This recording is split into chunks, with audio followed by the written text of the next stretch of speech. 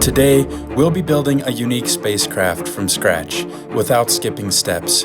Assets used in the making of this video, models, textures, even original music, are available for download at offworlddepot.com. We'll create our scene in 3 phases.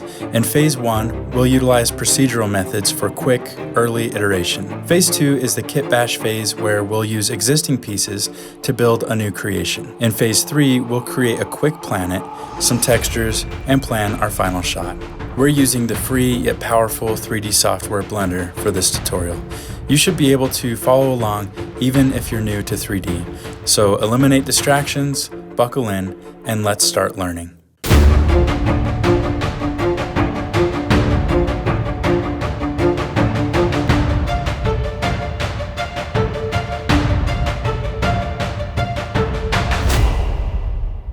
When starting a new project, we want to do what's called thrashing early. To thrash early is to get messy, churning out as many ideas and iterations as we can in the first phases of our project. Whether you're working for a client, with a team, or just by yourself, this is good practice because the further you go into a project, the harder it is to take things in a new direction. Our first tool for thrashing early is an add-on called Shape Generator by Mark Kingsnorth. This tool is available for both Blender and Houdini. I've linked the Blender version in the description. You don't need this add-on necessarily. You could do the same thing by sketching or simply blocking shapes out in 3D. The reason we're using it is because it gives us the ability to generate seemingly random shapes to try and spark our curiosity and activate our storytelling brain. Install Shape Generator in Blender by going to Edit, Preferences, and then clicking the Install button. Navigate to wherever you downloaded the add-on zip file.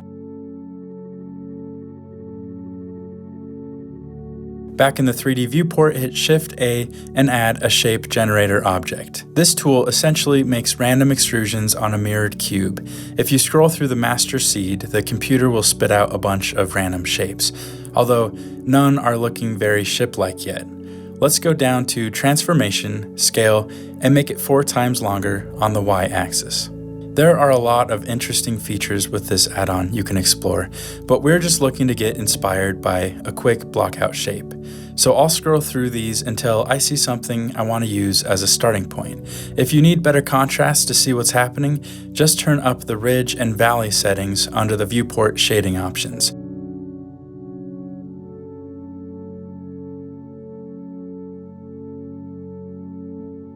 I like the silhouette of Seed 2016. Let's turn up the amount of extrusions to see if there's anything else interesting.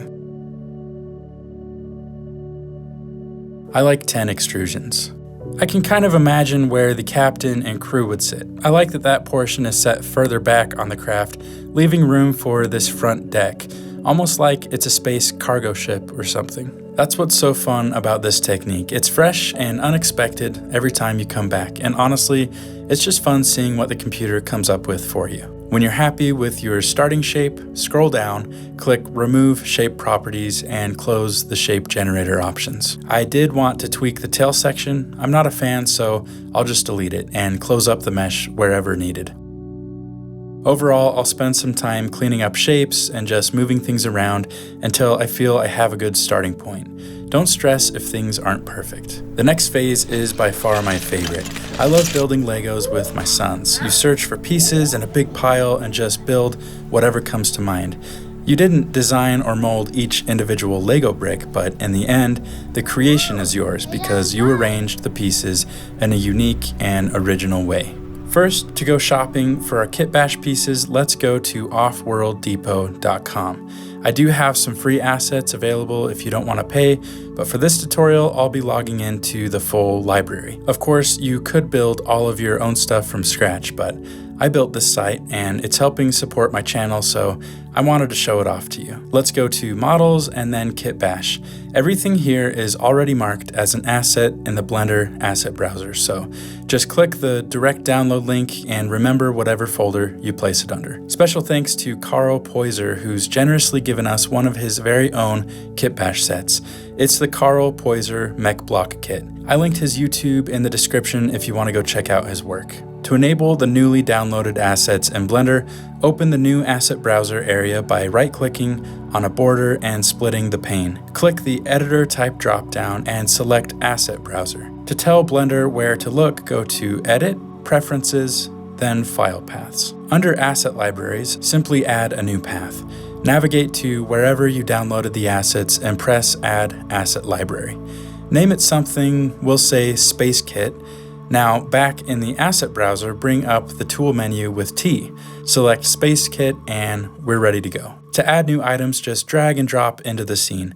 I even included some basic procedural materials you can drag and drop in as well. As you start to kit bash, it's important to remember 3 guiding points. First is to alternate details scale. What I mean by that is don't just have a million microscopic details. Have some medium and large landmarks as well. Beauty is all about diversity and variety. Second is to consider function. If you get stuck, just start thinking about what your ship needs to function. Imagine you're working or living there. We're not rocket scientists, so don't feel like you have to go crazy, but research always helps. Speaking of research, my final kit bashing tip is to always use real-world reference.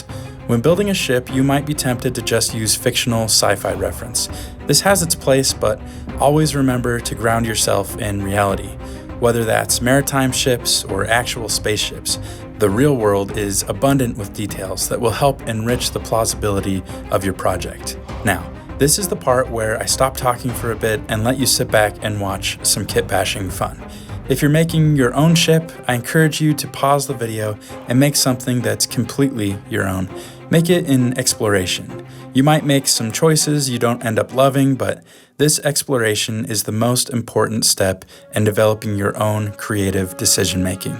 I don't speed up the video too much by default because I want you to have the freedom to watch at the speed you want, so take advantage of the playback speed controls. I'll check back in with you when we finished phase number 2. In the meantime, enjoy some original music by my very talented brother, Karter Brown.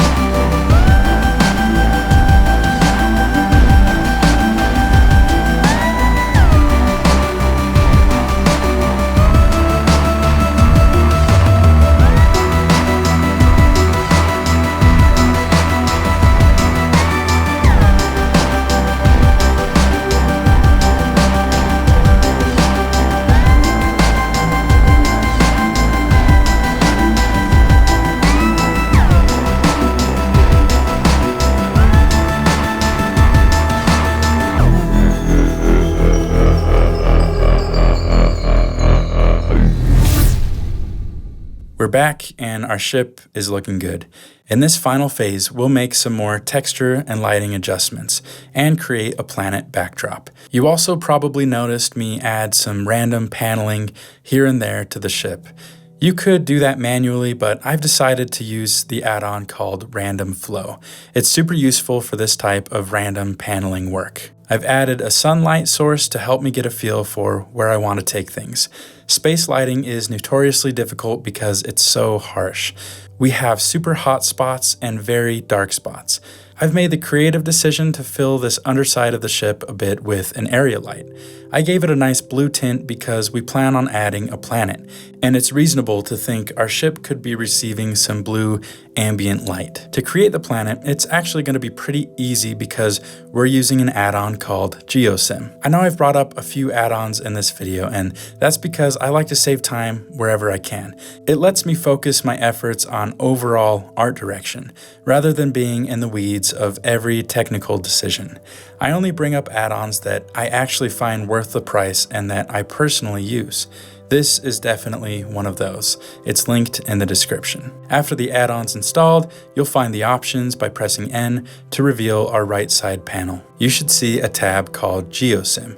To add a planet, press the Add GeoSim Planet button. 3 things get added to our scene: a sphere, an empty to control that sphere, and a sunlight source. In rendered view, you'll see that our sphere already has some textures applied to it. If you want to add your own texture maps for a unique planet, you could do that under Settings and Textures. For the scope of this project though, the default Earth texture works just fine. This planet works really well in both EV and cycles. A quick note for cycles though: if you rotate the empty, it won't look like the planet is rotating with it. Just go to EV or Material Preview to see it rotate. I'm not sure why, but if you hit the Update Planet Materials button, then that will update things for cycles. The sun is just a normal sunlight object. Since we already have a sunlight in our scene, we can tell the planet to use that instead. Just change sun to our sun, which is called, well, sun. The cool thing is, the sun actually drives the planet shader, so the dark parts of our globe have these city lights. It's really cool, but I actually don't want to use these lights. Looking at a lot of reference photography, the shadowy bits of the world are usually too dark to see anything if your camera is exposed for the light part where the sun reflects. So to disable the lights, just select the planet, go to Surface, Textures, and hit the X next to Emission to delete it. Feel free to play around with other settings like the clouds and atmosphere. I'll also make our planet way bigger.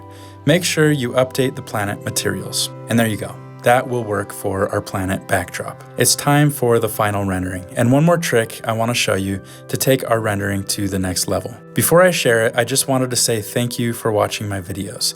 It's been wild to go from a handful of subscribers all the way up to nearly 10,000 within just 2 videos. If you're interested in supporting artists, consider subscribing to offworlddepot.com. The money I earn from the site gets invested straight back into hiring artists to create new assets and resources. I'm just getting started, but I have big plans and I could definitely use your support to get there. Enough of that, it's time for our final trick.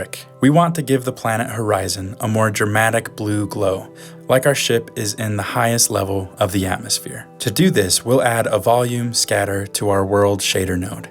If you've ever used volume scatter here before, you've probably noticed it blocks out all the light in the scene. That's because the volume is technically infinitely large. We can overcome this with just a single node. After we plug in volume scatter to the world output volume, add a light path node.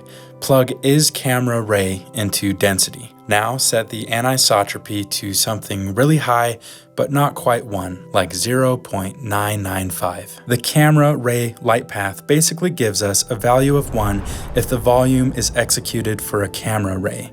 If not, it leaves it at 0. Not only does this improve performance greatly, but it also means our volume is no longer annoyingly infinite in scale. It just applies to our camera rays, or what we can see. Adjust the color of the volume to something close to black, basically just until the world atmosphere is just barely glowing. And that's it. Set your samples, turn on the denoiser, and hit render. Rarely do I let the scene denoise all the way, so after rendering, I'll jump into the compositor and mix the noisy image with the denoised image. I'll denoise it by a factor of maybe 0.5 or 50%. It really depends on the scene, but this helps get rid of the firefly noise and doesn't blur the entire image. It's a nice balance. So congratulations, you've completed this tutorial. Of course, I'd love to see the rendering you've made of your own unique spacecraft. Feel free to send it over on my Twitter or Instagram. I'll link those below. Thanks to everyone who's watching, and thanks again to my brother for the original music. I've already started on the next video, and I think it's going to be something really special, so hopefully I'll see you there. Thanks.